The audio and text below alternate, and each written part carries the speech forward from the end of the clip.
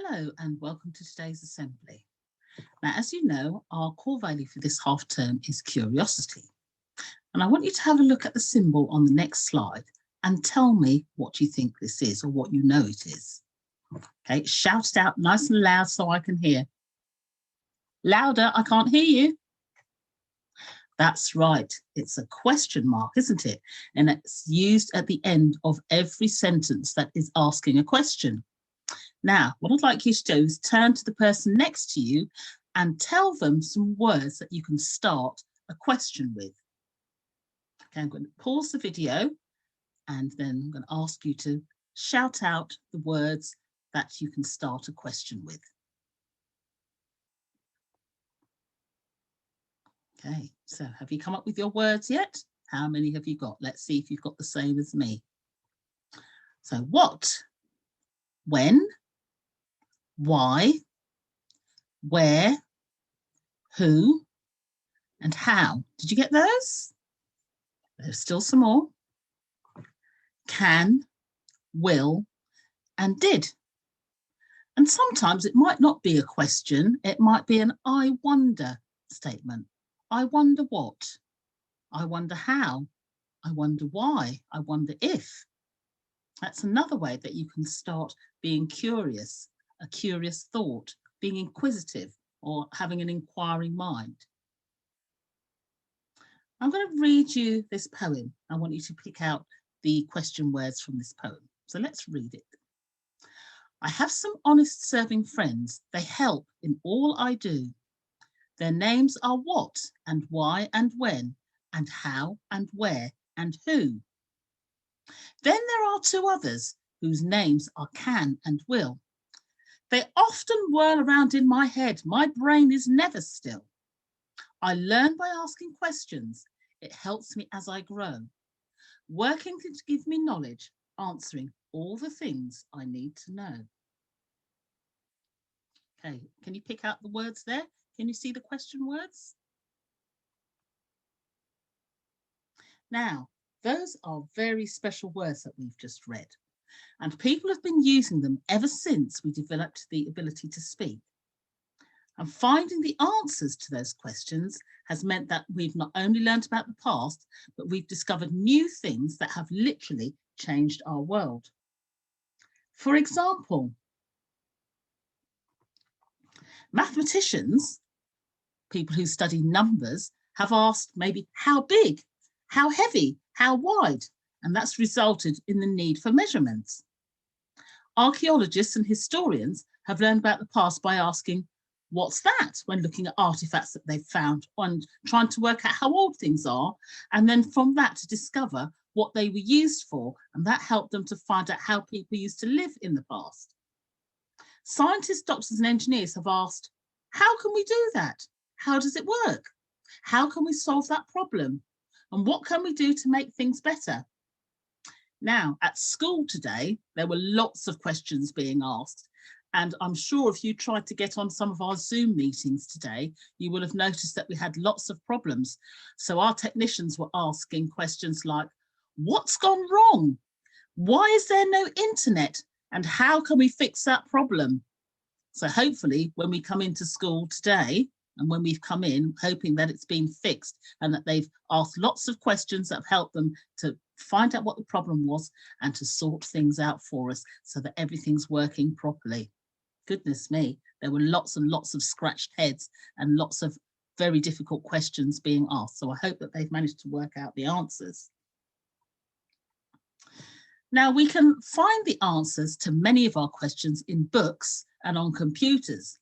Now, as I said to you today, we had lots of problems with our computers and the internet today.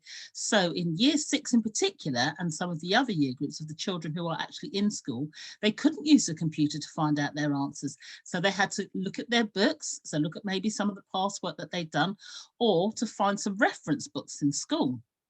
Now, I walked around my house today and I grabbed some books off the bookshelves to see what I've got that helps me to find things out.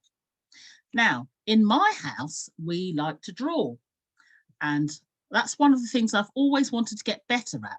So I bought a book called how to draw cartoons. And it gives me lots and lots of advice, things that I can draw, some step-by-step instructions. And we have a look, shows me how I can draw hands and things like that. So a book on how to draw cartoons. And I've got another handy book here about drawing. See if I can find it. And this is a really good one because it teaches me, can you see that? How to draw everything. I wonder if that's really possible, how to draw everything. But again, it's got lots of really good ideas in there, lots of really good advice about maybe how to draw faces and all the sorts of proportions that you need for drawing. What else has it got in here? It's got things like how to draw things from nature. You see there? Some really detailed advice. So, another really good book. Now, another thing that I like to do, and something, there are so many things that I want to get better at and so many things that I want to learn. I never stop learning. It's learning Spanish.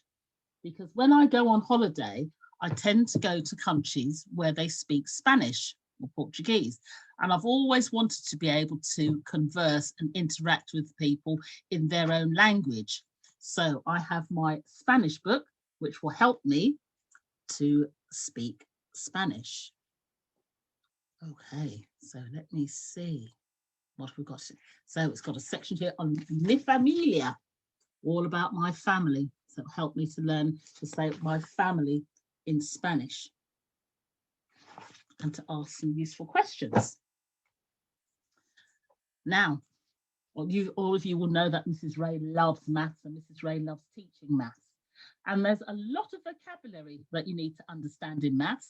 So I've got a really helpful dictionary there that will help me to learn all of the proper vocabulary and the words that I need to use so that I can be accurate in what I am saying and learning in maths, and I can understand what questions are asking me. So I've got my dictionary of maths, and it's really good because it's got illustrations to go with it to help explain better, not just words. Now, this book I bought for my son when he was 17 because he wants to learn to drive. Now, some of it you have to learn by actually sitting in the car and practically practicing driving, but there's also lots of theory, lots of learning you've got to do before you can actually get in behind the wheel. You've got to understand how the car works a bit. You've got to understand what all the road signs mean and what all the rules are, and you can learn that by reading this book. So that's something that he has got to study hard and learn. And again, another book. Oh, this is a big one. Now, we talked about computers and the need for computers, and lots of people, when they want to find directions, will use a sat-nav or satellite navigation. But if it's not working, you've got to go back to a map. So this is my big map to help me get around London. Lots and lots of maps in there with all the different streets. So that's what I use if the sat-nav's not working. So there's lots of different ways that you can find out the answers to the questions that you've got, as well as using the internet. And you could ask somebody who's an expert. You could ask a member of your family, somebody who works in the area that you want to study. There's lots of different ways to find out answers to your questions. Now, somebody who asked lots of questions was a young boy called Alexander Fleming, and he always wanted to be a doctor. He knew that from when he was very young. And the question he wanted to ask was, why are there so many people dying from their illnesses? He needed to find an answer, and do you know, he found the answer to that question quite by accident. He found out that he could make a vaccine from the mold that was growing on an old piece of bread. And the new vaccine, the new medication that he discovered, saved many people from infections and many lives in that way, particularly during the Second World War. And the substance that he developed was called penicillin. And the family of medicines that penicillin belongs to is called antibiotics, and they help to fight infections and are very, very important in helping people to overcome their illnesses at the moment.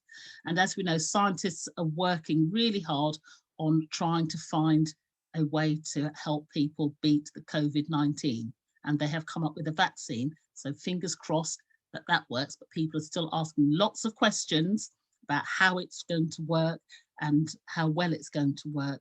So work is always going on in questioning and finding out the answers to things. So remember, it is really important to continue having an inquiring mind. Remember, asking questions and getting your brain to work is really important to help it to grow. So keep asking questions and keep trying to find the answers out so that we can learn lots of new things. We are really grateful for all the answers that have already been found. Imagine what your homes would have been like 100 or so years ago. We wouldn't have many of the inventions that we're so used to in our homes now. Things like radios, televisions, definitely computers, mobile phones, fridges and freezers, washing machines. Goodness me, think of all those wonderful inventions that we've got in our homes that we just take for granted every day. So all of those questions that have been answered and problems that have been solved.